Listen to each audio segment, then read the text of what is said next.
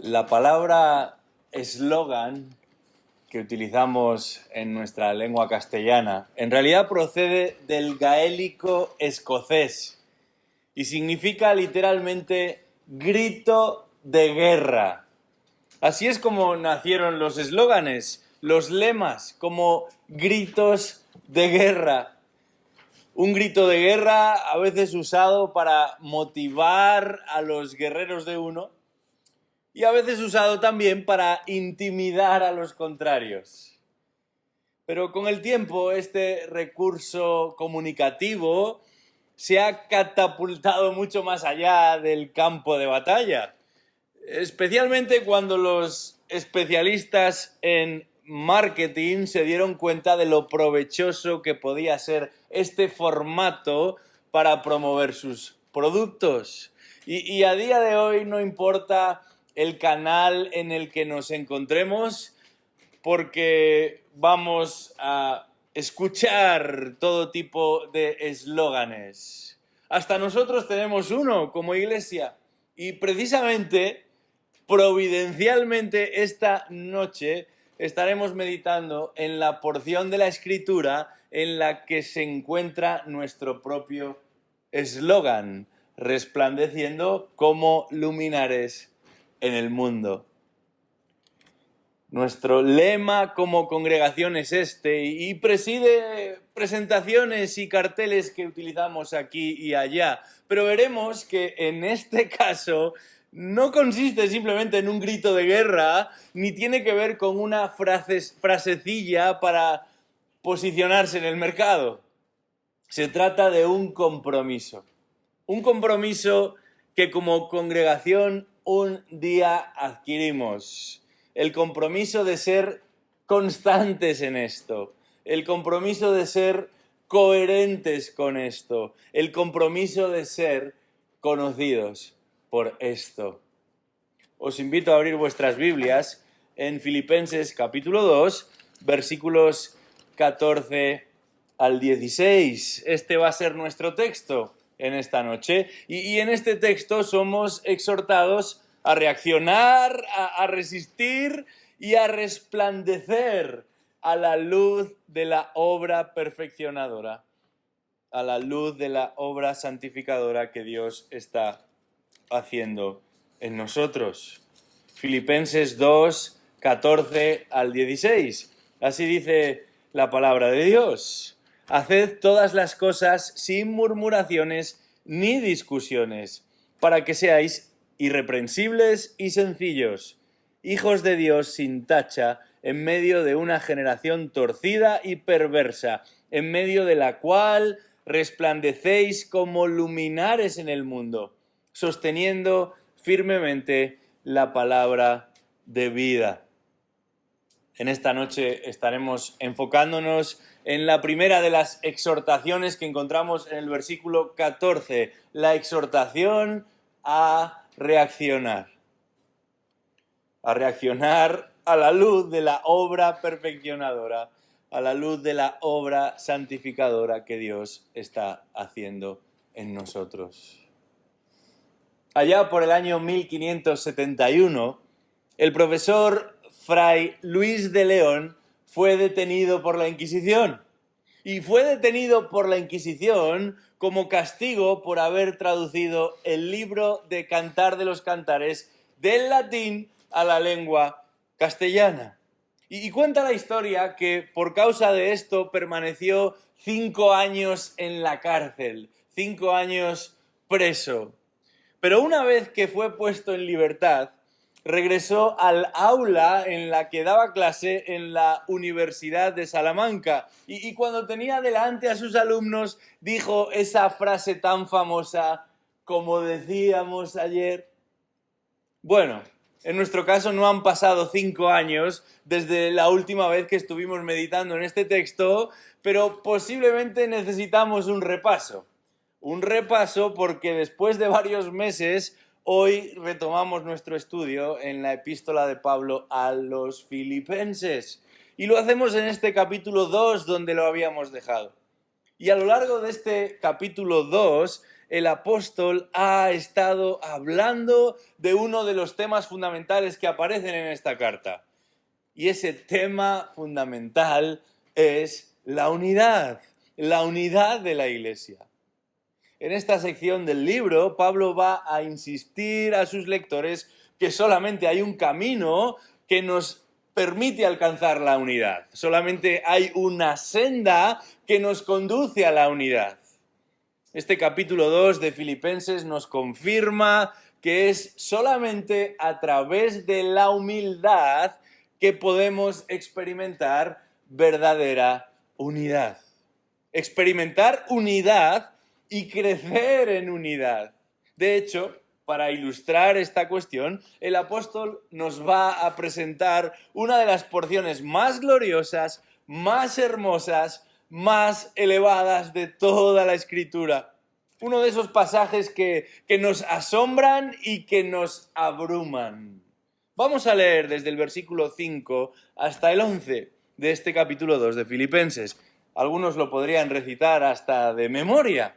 Dice ahí el texto: haya pues en vosotros esta actitud que hubo también en Cristo Jesús, el cual, aunque existía en forma de Dios, no consideró el ser igual a Dios como algo a que aferrarse, sino que se despojó a sí mismo, tomando forma de siervo, haciéndose semejante a los hombres, y hallándose en forma de hombre, se humilló a sí mismo, haciéndose obediente hasta la muerte y muerte de cruz. Por lo cual, Dios también le exaltó hasta lo sumo y le confirió el nombre que es sobre todo nombre, para que al nombre de Jesús se doble toda rodilla de los que están en el cielo y en la tierra y debajo de la tierra, y toda lengua confiese que Jesucristo es Señor, para gloria de Dios Padre. En esta hermosa descripción de la humillación y de la exaltación de Cristo, nos damos de frente con conceptos teológicos profundos, robustos, poderosos. Y sin embargo, el objeto del pasaje no es el de abrumarnos o el de paralizarnos, sino más bien el de movilizarnos. Se trata de un ejemplo. Se trata de una ilustración de esta verdad espiritual. Para que los creyentes en Cristo, para que todos los creyentes en Cristo vivamos de manera humilde igual que Cristo. Y esa es la fórmula, ese es el camino, esa es la senda por medio de la cual podremos experimentar verdadera unidad. Experimentar verdadera unidad y promover también verdadera unidad. Y parte de ser obedientes al Señor, siendo humildes, parte de seguir la voluntad del Señor siendo humildes, tiene que ver con lo que el pasaje que hemos leído y tenemos asignado para hoy nos señala. Haced todas las cosas sin murmuraciones ni discusiones, para que seáis irreprensibles y sencillos, hijos de Dios sin tacha, en medio de una generación torcida y perversa, en medio de la cual resplandecéis como luminares en el mundo, sosteniendo firmemente la palabra de vida. Y todo esto es posible, dice el versículo 13 de este capítulo 2 de Filipenses, porque Dios es quien obra en nosotros tanto el querer como el hacer. Y lo hace además, clarifica ahí el apóstol, para su beneplácito.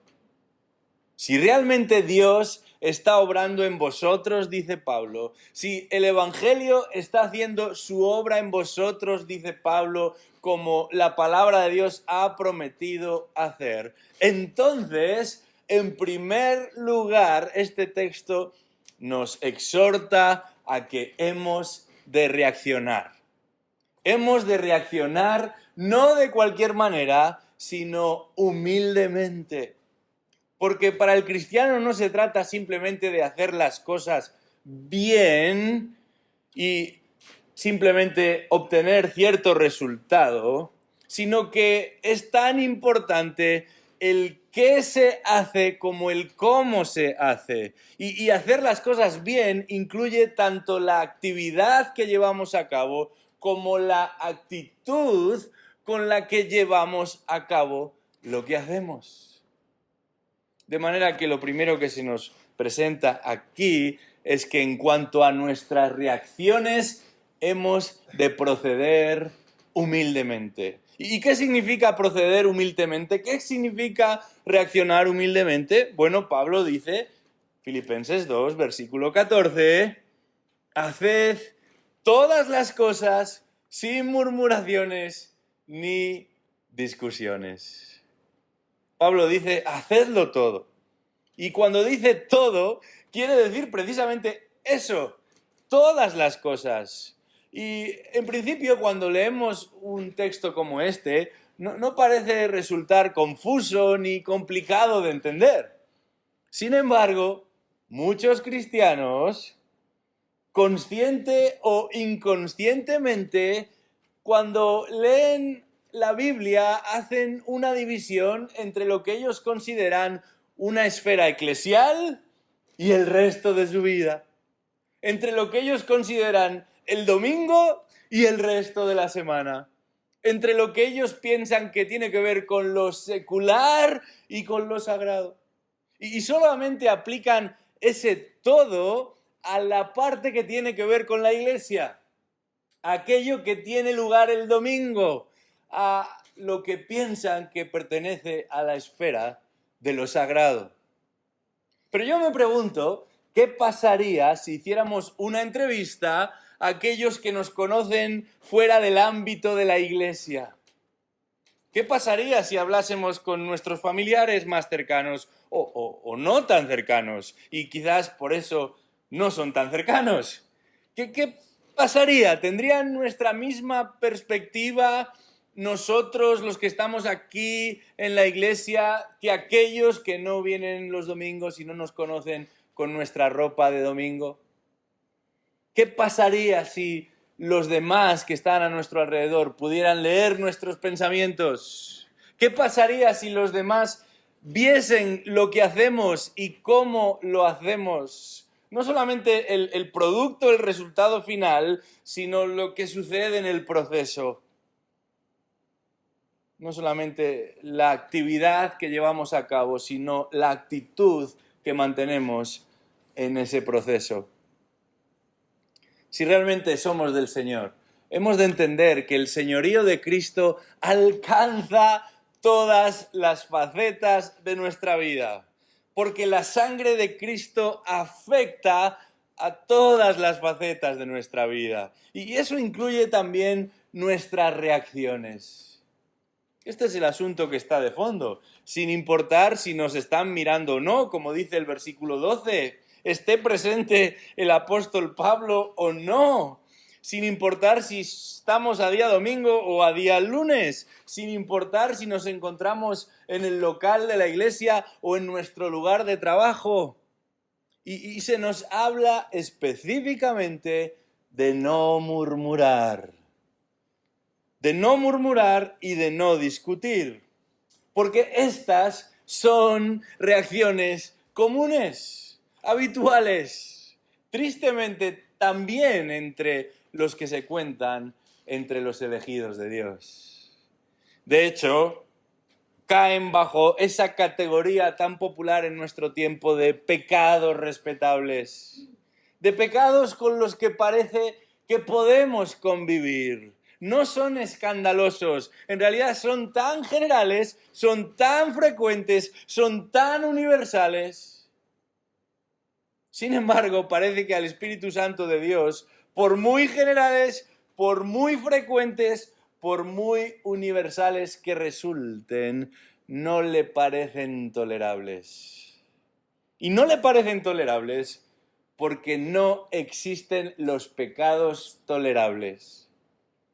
Todo pecado es una abominación contra Dios. Es un insulto a Dios, es una ofensa a Dios, es un ataque al ser de Dios. Pero es que además todo pecado es multiplicador de pecado.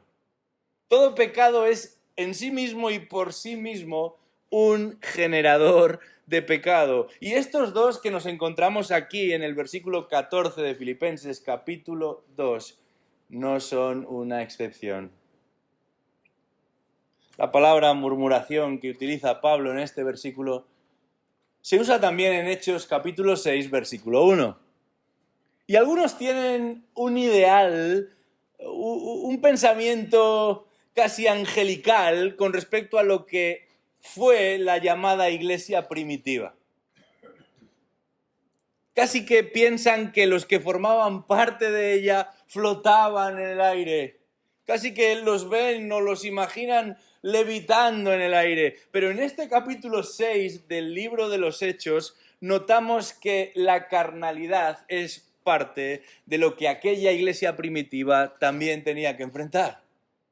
Y dice el texto, Hechos 6:1, por aquellos días, al multiplicarse el número de los discípulos, surgió una queja de parte de los judíos helenistas en contra de los judíos nativos, porque sus viudas eran desatendidas en la distribución diaria de los alimentos. Esa palabra queja es la misma palabra murmuración que utiliza el apóstol Pablo en Filipenses capítulo 2. Ante determinadas circunstancias, un sector dentro de la iglesia, ahí en Hechos capítulo 6, reaccionó y reaccionó mal. Lo hizo con murmuración, lo hizo con quejas. Misma reacción contra la que Pablo advierte aquí en nuestro texto. Hermanos, si el Señor ha obrado para salvación, si de lo que se trata es de experimentar unidad, de promover unidad, no hay lugar posible para la murmuración. No hay espacio para las quejas y las acusaciones. No puede haberlo. Esa no es la senda que Cristo ha abierto para su iglesia. Esa no es la forma de proceder. Esa no es la forma de responder. Pero tristemente sucede. Y sucede mucho más de lo que nos gustaría. Y pocas veces es visto como un pecado. Más bien, no pocas veces es revestido con una falsa espiritualidad. Y tratamos de justificar lo que decimos con respecto a otros y cómo lo decimos. Y si lo comentamos, no es porque estemos molestos con otros. No es porque nos haya sentado mal la actitud de otros, no. Si lo mencionamos, no es porque sintamos envidia o celos de otros, no es porque nos pensemos más capaces o más preparados que otros. Lo comunicamos solamente para informar. Lo comunicamos solamente para que podamos orar por ello y especialmente que podamos orar por esa persona a la que estamos señalando directamente. Pero yo me pregunto, ¿de verdad es esa nuestra intención? ¿De verdad es eso lo que está en nuestro corazón? Porque hay un Dios que conoce y que ve y que sabe perfectamente no solamente lo que decimos, sino también la motivación que nos mueve a abrir la boca. Si alguna vez sucede algo con un tercero, busquemos a ese tercero y hablemos con ese tercero. Y si nos atrevemos a hablar de ese tercero con un cuarto, hagámoslo con el mismo respeto, con la misma prudencia que emplearíamos si la persona de la que estamos hablando estuviera presente. Hemos de tener mucho cuidado con la murmuración. Y tener mucho cuidado con la murmuración significa que no solamente vamos a cuidarnos de murmurar, sino que también vamos a cuidarnos de dar oído, de poner oído a la murmuración de otros. Ten por seguro que esa persona que murmura contigo también murmura acerca de ti. El que habla de otros contigo, habla también con otros de ti. No entres en ese juego. No caigas en esa trampa. No pienses que tu oreja es más hermosa que la de otro, por eso te han buscado a ti. No hay lugar en la iglesia de Cristo para bocas que murmuran o para orejas dispuestas a escuchar murmuración.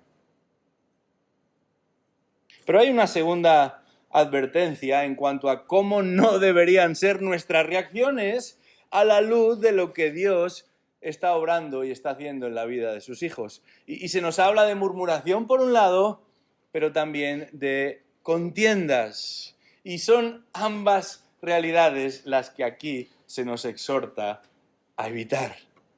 Esta palabra contiendas que utiliza el apóstol Pablo es usada también por Lucas en el capítulo 9, versículo 46 de su Evangelio.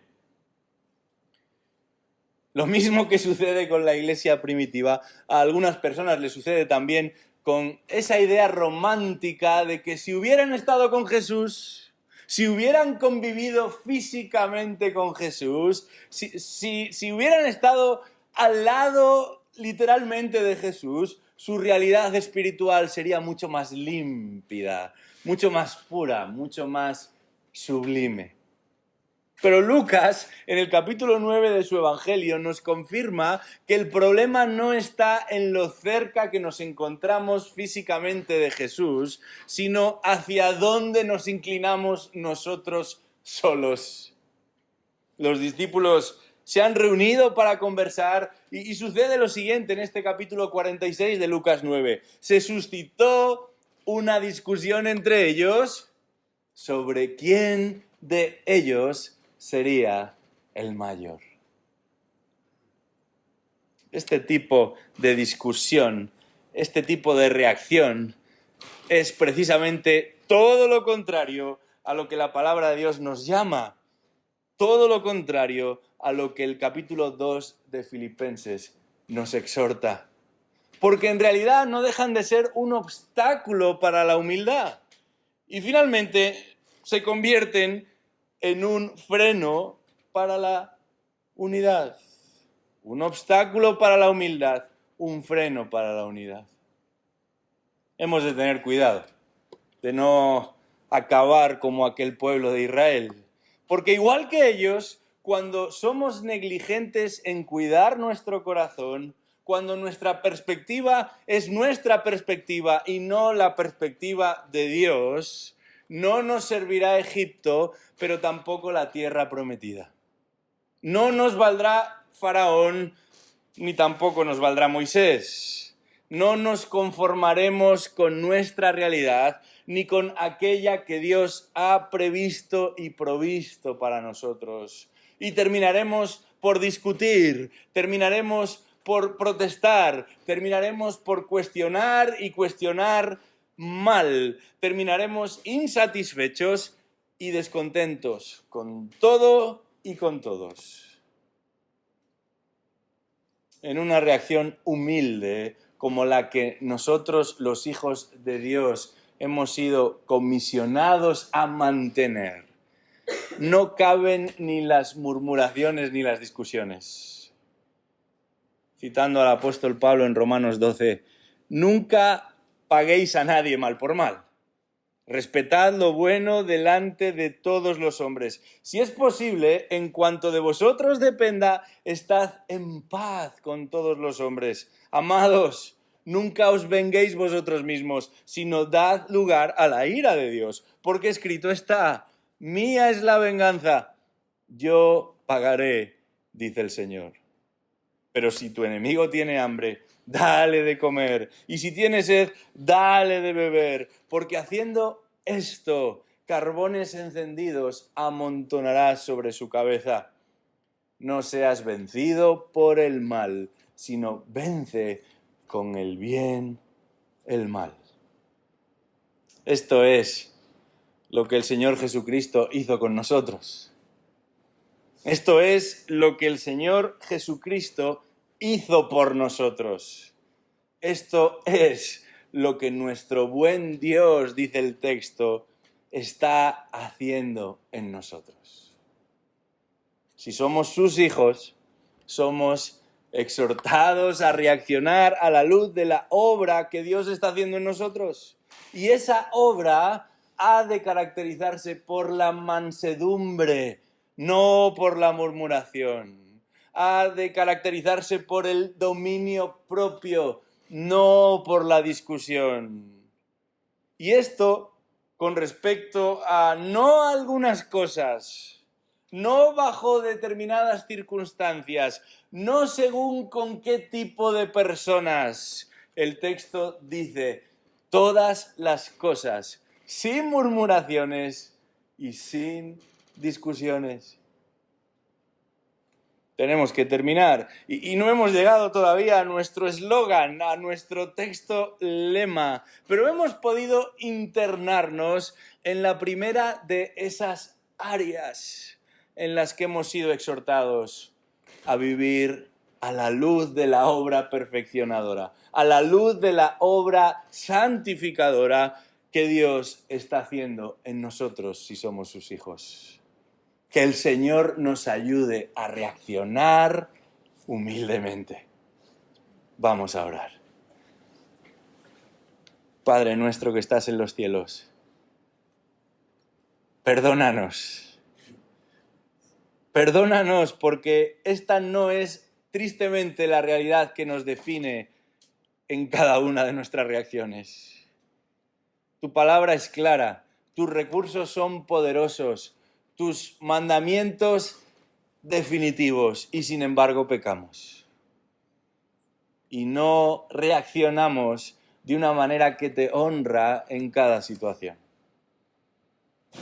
Rogamos, oh Dios, que tú nos perdones. Rogamos, oh Dios, que tú nos renueves. Rogamos, oh Dios, como tú has prometido hacer, que tú nos santifiques en esta área, un área tan vital para que podamos trabajar en esa labor de preservar la unidad que tú nos regalas en Cristo. Ayúdanos a buscar tu honra y no la nuestra, a trabajar por tu gloria y no por la nuestra, a poner la otra mejilla si de lo que se trata es de defender lo que es justo y lo que es verdadero.